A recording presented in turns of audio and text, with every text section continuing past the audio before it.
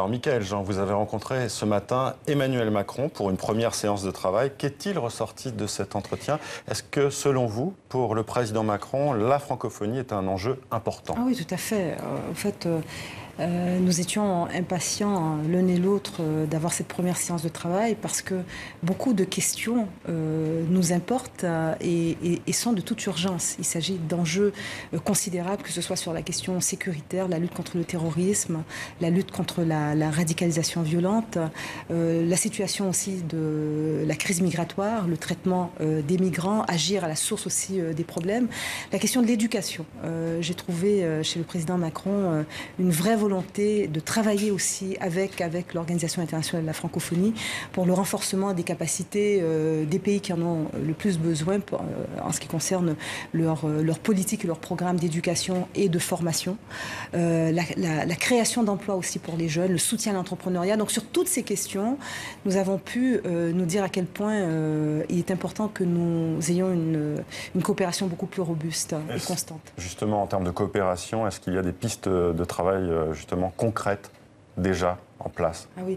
Bon, d'ailleurs, pour ce qui est de l'éducation, prenons ce thème très important avec l'Agence française de développement et l'OIF et d'autres partenaires qui sont incontournables, y compris ce que nous avons comme ressources en la matière, l'Agence universitaire de la francophonie, la direction éducation de l'OIF, l'Université Saint-Gore.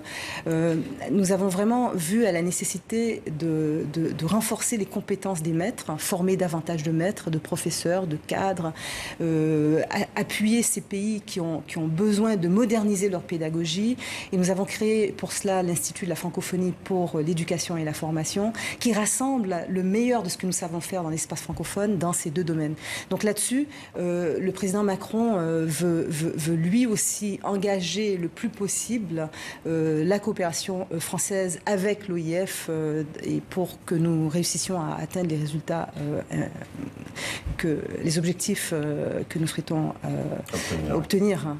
On va revenir maintenant sur un moment phare de la célébration du monde francophone, les Jeux de la francophonie qui se déroulent tous les 4 ans. Cette année, c'était à Abidjan, en Côte d'Ivoire, et ça s'est fini hier.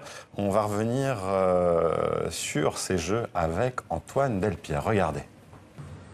Ni les coupures brèves mais intempestives d'électricité, ni les troubles politico-militaires qui ont agité la Côte d'Ivoire les jours précédant l'événement n'auront gâché la fête. Pour les participants en tout cas, cette 8e édition des Jeux de la francophonie est plutôt réussie. Malgré la forte présence des forces de l'ordre, 10 000 hommes, l'ambiance générale est restée festive jusqu'à cette cérémonie de clôture. C'est une francophonie de la raison, du cœur, du respect mutuel et du respect de la personne humaine. C'est cette francophonie que la Côte d'Ivoire a voulu vous offrir.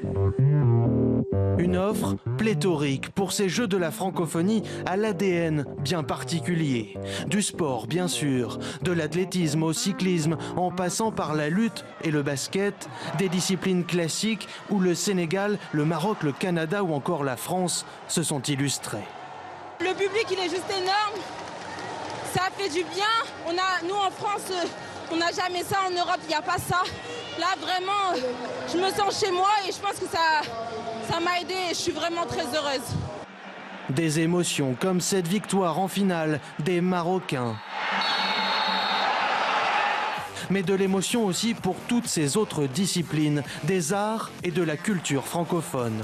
Les plus impressionnantes d'abord, la jonglerie par exemple avec un ballon, une bille et même un œuf. Les danses modernes, spectaculaires comme le hip-hop ou encore ses chorégraphies ultra maîtrisées.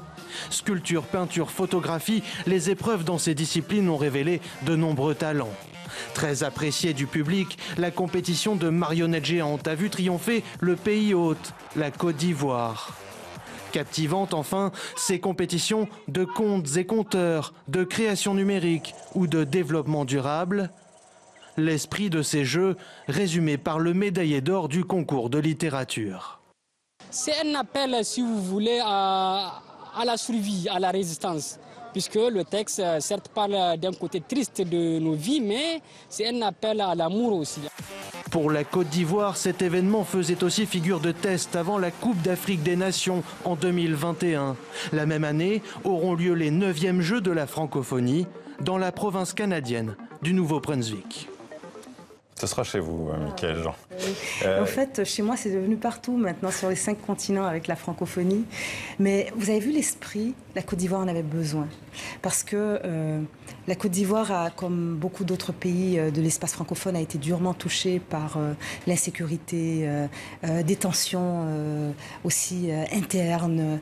Et là, ce moment de réjouissance dans la diversité, dans la solidarité, dans la fraternité. Pour vous, c'est ça aussi l'intérêt de ces Jeux de la francophonie? C'est une façon de célébrer la jeunesse par tous ses talents. Et notre signature à nous, c'est d'allier à la fois culture et sport et de faire que les jeunes se rencontrent. Et on a tenu aussi, vous avez vu quand ce jeune parle du texte comme un acte de résistance, on a tenu aussi de très grands rassemblements avec l'initiative qui est devenue un mouvement maintenant, Libres Ensemble, des caravanes dans le pays, une parole vraiment libérée, des jeunes qui se rencontrent et qui s'associent autour de ces valeurs qui leur tiennent tant à cœur. Vous parliez de jeunesse à l'instant, on dit qu'il y a eu beaucoup d'engouement sur les réseaux sociaux pour la finale de football notamment. Oui, notamment là où on a eu plus de 30 000 personnes dans le stade, on n'avait jamais vu le stade aussi plein. La population ivoirienne sait recevoir, elle avait envie de recevoir le monde et c'est une façon aussi de sentir à quel point elle reprend confiance en elle parce que c'est quand même un pays qui a vécu des moments difficiles et qui se réveille et qui s'affirme au monde et les Jeux l'ont montré. La dernière question, le Forum économique de la francophonie se déroulera les 19 et 20 octobre prochains à Madagascar. Quelles seront les grandes problématiques abordées? Alors toujours, je pense qu'il est très important, c'est de voir ce souci d'investir davantage en entrepreneuriat, surtout dans les initiatives économiques qui sont portées par les jeunes et par les femmes, de renforcer, je dirais, la compétitivité de nombreux entrepreneurs de l'espace francophone, de voir comment dans l'espace francophone lui-même, on a à la fois l'offre, mais on a aussi la demande, et comment on peut rejoindre de nouveaux marchés ensemble, rassembler également les chambres de commerce et d'industrie francophones en réseau, le patronat francophone. Vous savez, c'est vraiment en ce moment une stratégie qui amène une nouvelle énergie. Un nouveau dynamisme au sein de la francophonie. Les pays se réinvestissent et sentent combien la langue française est aussi un levier extraordinaire pour la croissance et pour le développement et pour les affaires. Merci Michaël Jean d'avoir été avec nous durant cette première partie de 64 minutes.